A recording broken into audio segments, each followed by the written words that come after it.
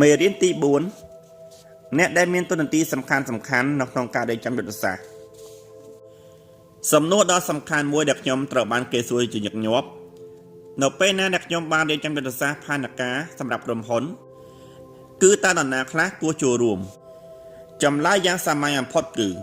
គ្រប់គ្នាដែលទូខុសត្រូវលើការអនុវត្តយុទ្ធសាស្ត្រគួរតែមកចូលរួមក្នុងដំណើរការនៃការរៀបចំយុទ្ធសាស្ត្រតាំងពីដំបូងវាគឺជាប្រការដ៏សំខាន់ដែល CEO, CFO នាយកឬនរណាក៏ដោយដែលទទួលខុសត្រូវលើការអនុវត្តយុទ្ធសាស្ត្រមកចូលរួមគ្រប់គ្នានិងគ្រប់ពេលវេលានេះគឺជាមនុស្សដែលត្រូវចុះហត្ថលេខាលើយុទ្ធសាស្ត្រផ្ដល់ឲ្យគាត់ឬនាងយល់ស្របចំពោះយុទ្ធសាស្ត្រ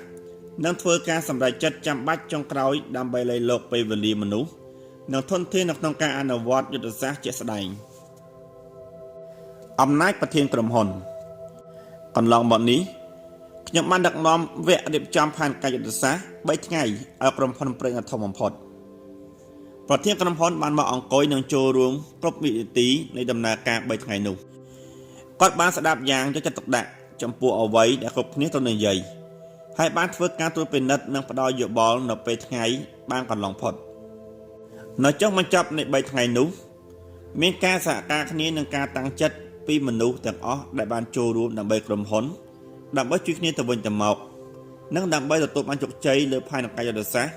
ដែលពួកគេបានបង្កើតឡើងរួមគ្នាក្រុមហ៊ុននេះបានក្លាយជាក្រុមហ៊ុនដ៏ធំបំផុតនិងមានប្រាក់ចំណូលខ្ពស់បំផុតនៅក្នុងពិភពលោកពីបរាជ័យនៃអ្នកដឹកនាំនៅក្នុងស្ថានភាពមួយទៀតអគ្គនាយកក្រុមហ៊ុនដែលមានប្រាក់ចំណូល$1,000,000,000បានអញ្ជើញរូបខ្ញុំឲ្យទៅដឹកនាំវគ្គរៀបចំផែនការយុទ្ធសាស្ត្រឲ្យក្រុមហ៊ុនរបស់គាត់តែយ៉ាងណាក៏ដោយប្រធានក្រុមហ៊ុននេះជាមនុស្សដែលជាប់ខ្សែស្រឡាយនឹងអគ្គនាយកហើយមានអំណាចយល់ស្របឬមិនយល់ស្របចំពោះអ្វីដែលអ្នកដឹកនាំធុរកិច្ចបានគិតឃើញបានបដិសេធមិនចូលរួមនៅក្នុងកិច្ចប្រជុំនេះគាត់បានគិតថាវាគឺជាការប្រើប្រាស់ពេលវេលាដ៏ល្អបំផុតរបស់គាត់នោះទេនៅកំឡុងពេល3ថ្ងៃដ៏រីករាយនិងដ៏មមាញឹកដែលបានស្នាក់នៅរីសតយើងបានបង្កើតផែនការយុទ្ធសាស្ត្រដ៏ល្អបំផុតសម្រាប់ក្រុមហ៊ុនដ៏ធំមួយនេះការប្រតិបត្តិតាមផែនការនេះនឹងធ្វើឲ្យក្រុមហ៊ុននេះមានប្រៀបជាងគេនៅក្នុងទីផ្សារគូប្រជែងគ្រប់គ្នាដែលមានវត្តមាននៅក្នុងកិច្ចប្រជុំ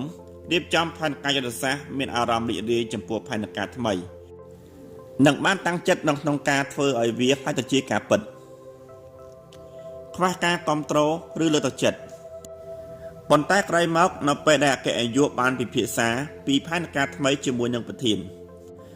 មនុស្សដែលមានសិទ្ធិអំណាចចុងក្រោយក្នុងការយល់ស្របឬមិនយល់ស្របចំពោះផែនការគាត់បែរជាគិតថាវាគឺជាការខ្ជះខ្ជាយពេលវេលាបំផុតគាត់បានប្រាប់អគ្គនាយកថាគាត់មានសមត្ថភាពគ្រប់គ្រាន់នៅក្នុងការធ្វើសេចក្តីសម្រេចចិត្តពីគ្រប់យុទ្ធសាស្ត្រទាំងអស់ដែលចាំបាច់សម្រាប់អនាគតក្រុមហ៊ុនដ៏ធំនេះនៅពេលពីសម្ដីនិងប្រតិកម្មរបស់គាត់បានផ្សាយចេញទៅក្រៅពេលពួកកញ្ចូលនៅក្នុងការអនុវត្តផែនការយុទ្ធសាស្ត្រនេះត្រូវបានបាត់បង់បន្តិចម្ដងប្រៀបដូចជាខ្យល់កំពុងធ្លាយចេញពីពេញប៉ោអញ្ចឹងដែរក្រុមហ៊ុនបានត្រឡប់ទៅធ្វើអ្វីគ្រប់យ៉ាងដូចមុនតាមវិធីចាស់ដូចមុនដដែល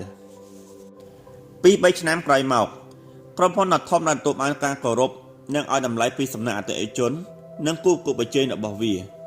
ដែលបានបង្កើតឡើងនៅក្នុងពេលដែលប្រកួតប្រជែងខ្លាំងទីបំផុតក៏បានដួលរលំតើនរណាជាអ្នកអនុវត្តផែនការក្រុមមនុស្សបន្ទាប់ដែលត្រូវមកចូលរួមពាក់ព័ន្ធនៅក្នុងដំណើរការរៀបចំផែនការយុទ្ធសាស្ត្រគឺអ្នកប្រតិបត្តិយុទ្ធសាស្ត្រពួកគេគឺជាតួអង្គដ៏សំខាន់ដែលនឹងត្រូវសហការនិងចូលរួមពួកគេរមែងជាអ្នកគ្រប់គ្រងជាន់ខ្ពស់នៅក្នុងអង្គភាពជាមនុស្សដែលទទួលខុសត្រូវនៅតាមផ្នែកនិងអាយុកដ្ឋានសំខាន់ពួកគេចូលរួមពាក់ព័ន្ធនៅក្នុងដំណើរការរៀបចំផែនការយុទ្ធសាស្ត្រច្រើនប៉ុណ្ណាវាអាចទៅរួចដែលថាយុទ្ធសាស្ត្រនិងអនុវត្តមានសទ្ធភាពច្រើនប៉ុណ្ណោះដែរច្បាប់ដ៏សាមញ្ញមួយនៅក្នុងសព្វនភាពមនុស្សគឺថាការដំណាក់តំណងដែលផ្ទាល់រវាងចំនួននៃពេលវេលាដែលមនុស្សបានចំណាយពិភាក្សានិងសួរសំណួរអំពីសកម្មភាពនិងកម្រិតនៃការតាំងចិត្តរបស់ពួកគេក្នុងការអនុវត្តមិនថាសម្រាប់ចិត្តធ្វើអ្វីក៏ដោយបើអ្នកបាននិយាយអំពីសកម្មភាពជំហានសួរនិងឆ្លើយសំណួរនិងបង្កើនកិច្ចពិភាក្សាច្រើនប៉ុណ្ណា មនុស្សម្នាក់នឹងលះបង់ក្នុងការធ្វើយុទ្ធសាស្ត្រទទួលជោគជ័យច្រើនប៉ុណ្ណោះដែរអ្នកត្រូវការជំនួយពីខាងក្រៅផែនការយុទ្ធសាស្ត្រជាអ្វីដែលអ្នកមិនអាចធ្វើដោយខ្លួនឯងបានទេវាប្រៀបដូចជាការធ្វើថ្មិញឬព្យាបាលជំងឺឬដោះស្រាយគ្រឿងក្តីអញ្ចឹងដែរអ្នកត្រូវរកអ្នកណាម្នាក់ដែលមិនលំអៀងមានចំណេះដឹងនិងធ្លាប់មានបទពិសោធន៍ក្នុងឧស្សាហកម្មផ្សេងនិងជាមនុស្សដែលបានសិក្សានិងមានបទពិសោធន៍ក្នុងការរៀបចំផែនការយុទ្ធសាស្ត្រផងដែរអ្នកត្រូវរកអ្នកណាម្នាក់ដែលអាចមកនិងជួយសម្របសម្រួលនៅក្នុងដំណើរការរៀបចំផែនការយុទ្ធសាស្ត្រ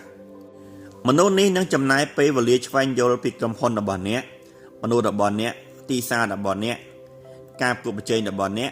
និងស្ថានភាពដែលអ្នកកំពុងប្រឈមនៅក្នុងធុរកិច្ចរបស់អ្នកសប្តាហ៍ថ្ងៃដោយពួកគេធ្លាប់និយាយថាមនុស្សដែលដើរតួនាទី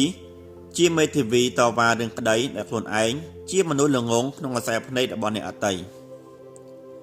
មនុស្សដែលព្យាយាមធ្វើជាអ្នករៀបចំផែនការយុទ្ធសាស្ត្រដោយខ្លួនឯងក៏អាចជាមនុស្សល្ងងនៅក្នុងខ្សែភ្នែករបស់អ្នកអតីតដូចគ្នាសូម្បីតែខ្ញុំនៅពេលខ្ញុំកំពុងរៀបចំផែនការយុទ្ធសាស្ត្រសម្រាប់ធុរកិច្ចក៏ខ្ញុំប្រើប្រាស់អ្នករៀបចំផែនការយុទ្ធសាស្ត្រពីខាងក្រៅដែរបង្កើតបរិយាកាសដ៏ល្អលំហាត់ផែនការយុទ្ធសាស្ត្រដ៏ល្អត្រូវការពេលវេលា2ទៅ3ថ្ងៃ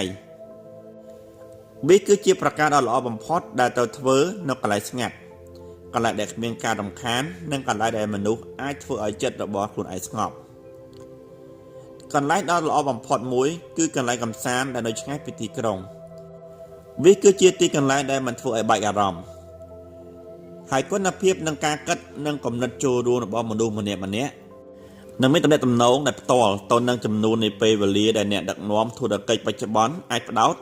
និងប្រមូលអារម្មណ៍ផ្ដោតទៅលើអនាគតធុរកិច្ចខណៈពេលនេះអត្ថបទមេរៀនទី4ត្រូវបានឈានមកដល់ទីបញ្ចប់និងសូមបន្តតាមដានស្ដាប់នៅភាគបន្តសូមអរគុណ